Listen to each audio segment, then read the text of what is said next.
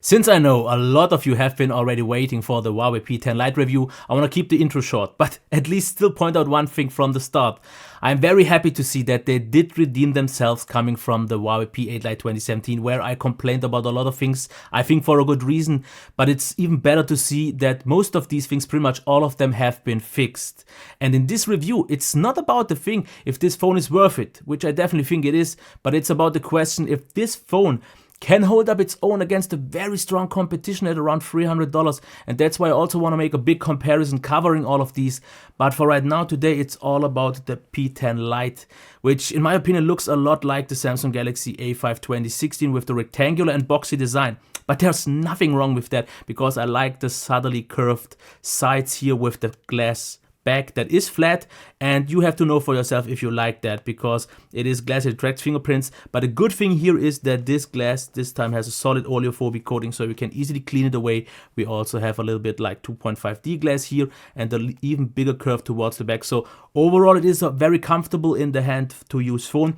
But what makes it even better is the one-hand usability due to being very, very compact. Because if we compare this with the Moto G5 Plus that has the same battery size and display size, you see it's a lot more narrow, also shorter and thinner. So they definitely achieved quite something here, which is great to see. And it is a very solidly built phone. It doesn't creak at all. It feels super premium. And this goes along further on here with the fingerprint reader, which, if you have used ever any Huawei phone, is very reliable, very fast, and very responsive. So I definitely like that one a lot. What's also nice to see is the camera is flush here along with the LED on the back. On the top we have the microphone, headphone jack, left side contains the SD card and SIM card tray. On the bottom, unfortunately though, still just micro USB with the speaker on the right and the microphone on the left. On the right side we have the, in my opinion, really great placed buttons, because easy to reach and they feel and sound so great with the tactile feedback and click. Very satisfying to use. We have a notification LED. What's also quite nice to see is that we also don't have any black border, and that should make a lot of people happy. So all is good here. Of course, on-screen navigation buttons. That's pretty much all I have to say about that. So let's continue and talk about the display here. The only thing that you can actually change is the color temperature, but that is actually good enough because this is a super sweet display. Because we've measured 600 lux, it is very bright, sunlight readability is good, and in sunlight, it actually boosts the contrast to make things easier to see, even though I'm not the biggest fan of that. The white point, as I said, already quite good out of the box. The black also solid, but with a little bit more IPS glow than on some better phones out there in general. That's something that they still have to keep up. But I definitely like the calibration here a lot, because it is a very still natural one, even though a little bit on the oversaturated side, which is pretty much normal for every phone. The viewing angles, I would say, are good, maybe not the best ones, but still, this is an absolutely nice to use phone, and in this price range, definitely one of the better displays out there. What about the speaker? Let's check it to see.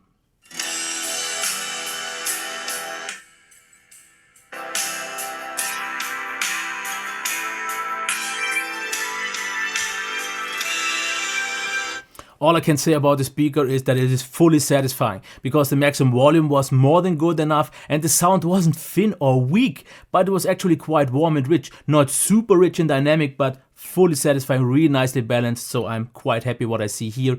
In terms of the headphone jack, as usually not quite so much, because you get pretty much the same as on any Huawei device, which is just about average and comparable to most other phones.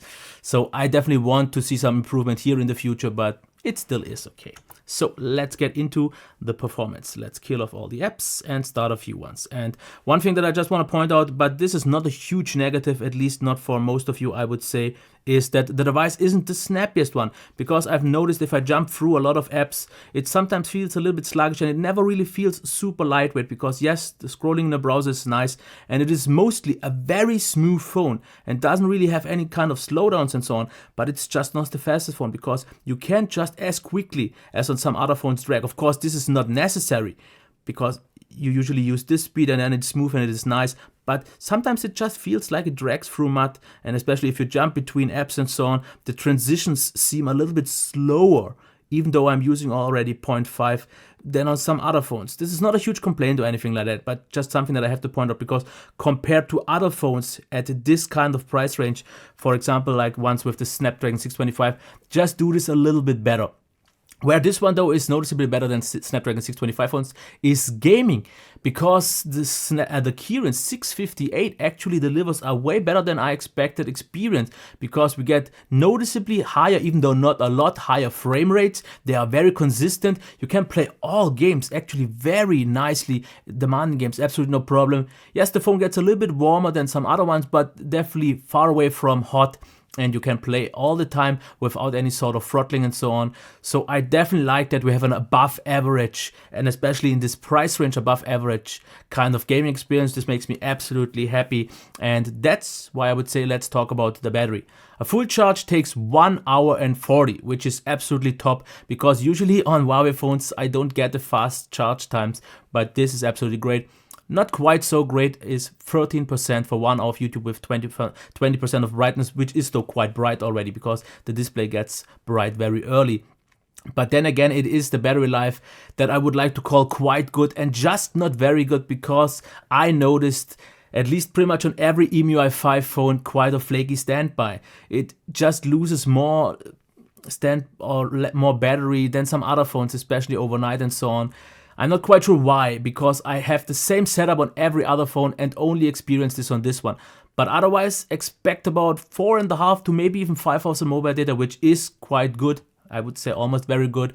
Maybe 5.5 on a mixed use, and at least 6 hours plus with Wi-Fi only. So after all, this is very good, but with a better standby range that could be fixed, and maybe you won't even see this on your setup, then it is very good. So that's why I would say the software. Of course, if we swipe up, we have the quick shortcuts and so on that I pretty much never use, so I don't want to waste much time. Here we have the drawer, or the launcher without the drawer. Of course, in the settings now you have the option to get that one as well, in case you want that. In terms of quick settings, you have them here. They are rearrangeable, and what I complained about in the past, that you can't, even with themes, change the design, but by now something has changed, because I've used a few themes and now everything can be themed again, which is very nice to see. Otherwise, of course, what you can do is rearrange the navigation keys. In the notification, in the status bar options, you can change some other options, but you can see them here.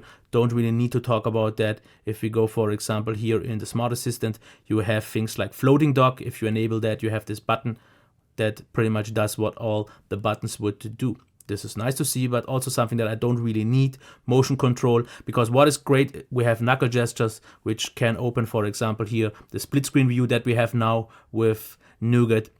And you can also draw some things. So it's definitely quite nice to see that we have those knuckle gestures here on a mid-range device already. So quite something useful. I've already talked about the display settings with the temperature control. In terms of sound, the only option that we have is to enable DTS or not, or here SVS, which I would say just leave it off, because it did not improve the sound in my experience. It actually made it a little bit more muffled. But all over, I have to say the software is good. Not quite perfect, a little bit refinement still is here because of some app drainage that I've noticed. A lot of apps say they drain, but they should close, but they don't. So a little bit work is still left here, but overall it should satisfy most of the people. It's nice, and we already have Nougat, so it's pretty much all good here. So let's talk about the cam here, and I gotta say I was surprised of what we got here, because selfies definitely look absolutely nice and sharp. Good color balance. Sometimes the white balance is a little bit off, but that is pretty much the case on every instance when I have this kind of shot, but works quite nice. Definitely solid. Inside it gets a little bit blurry, but still very nice contrast. So I would definitely call this a very good selfie camera without a doubt. If we check low light capabilities, you will see with the flash and without, it's almost even not any worse, because a little bit more blurry but not grainy or so quite good. It's maybe just a good low light camera, because you can see some blur and it never really gets it all that sharp. Of course, shutter times are also a little bit slower, but overall, definitely good. If you go outside though, this is where I got so impressed and surprised, because it really has a solid autofocus, good shutter times by now, and we get great results, because very sharp and very detailed, accurate pictures, very nice details here all over, and I almost had no misfires, so I'm super happy to see what I get here. This is really a very good, if not even better camera, especially in this price range. It can easily rival the very best ones, and I've used, for example, the Moto G5 Plus that everyone says it has such a great one. This is pretty much on par. Where it's not quite on par though is the video. that you will see now, because I'm still not the biggest fan of Huawei's video, at least on this phone once again, because it just doesn't feel all that sharp to me. I mean, colors are nice, yes, a little bit of artifacting is going on, but the autofocus usually, by now as you can see here, works quite subtle and quite nice, so all is good. But it's just the lack of a sharper picture, and of course it doesn't really stabilize much because we have no optical image stabilization. But overall the picture, it's just in terms of blurry feel maybe not quite the best one. But yeah, that is pretty much all I want to say when it comes to the camera, and that's why I would already say let's get into the pros and cons to cover these. Here I have to point out the very good build quality. It feels so premium, so absolutely nice, and even more so nice to see is the very compact design that makes it very easy to use with the absolutely great button feel. We have a very good fingerprint reader, which is pretty much an absolutely normal thing for Huawei devices, but also once again a very good display, this time very nicely saturated and so on. What I like to see personally a lot is here that we have solid oleophobic coating once again. The speaker is loud and solid, so fully satisfying, and pretty much also fully satisfying would be the very nice performance if it wouldn't be for the slightly muddy feel. We get quite good battery life, like I said, only the slightly flaky standby drain, the good software, a very good selfie camera, very good photo camera, and at least a decent video camera. So what's not that great? Here I still have to point out, like on pretty much all phones, average headphone jack. It's not quite very snappy because like I said, it feels a little bit like you would drag it through mud. Not on a bad level, still on a quite good overall level, but still. Flaky standby drain, like I said, software needs a little bit refinement, and the video cam is behind the competition, but what could be the biggest issue for this phone is that it has a hard life against the competition in terms of value, and that is exactly what I get into now in the final words, because this phone, and I said it already from the start, is in my opinion definitely well worth the price of around 320 to 350 euros depending on which color you get. And it is solid throughout everything. All the qualities are very high. But we have phones like the Moto G5 Plus that by now still is noticeably, maybe even significantly cheaper than there is a Nubia Z11 Mini S. Even a Samsung Galaxy A5 2017 costs pretty much the same now. And even a Huawei Nova from the same brand. But maybe one of its biggest competitors from its kind of own mother company would be actually daughter company, which is even more so surprising, is the Honor 8. And a lot of people in my preview have pointed out the following thing that I will say once again. And this is what they said. What sense does this phone make for a price of around 350 if you can get an Honor 8 for the same price or less? And I kinda have to agree, but not everyone can maybe get an Honor device, maybe not everyone wants to get one, someone just wants the mother company's phone, the Huawei, and then there's nothing wrong. But like I said, the competition is strong, and that's why I'm trying to do my best to get all the important ones to cover in a separate comparison, because like I said, this phone overall is very good. I can recommend without any problems. If especially you are a Huawei fan or something similar, you won't really get disappointed here at all. I absolutely wasn't. I was actually surprised in a very positive way. But there are a lot of other things or a lot of other phones to consider as well. So this definitely should be on your list. How high on top, that's something only you can decide. And I hope this review was helpful to you. Maybe a thumbs up, a subscription, and any comments down below. Otherwise, until next time, bye.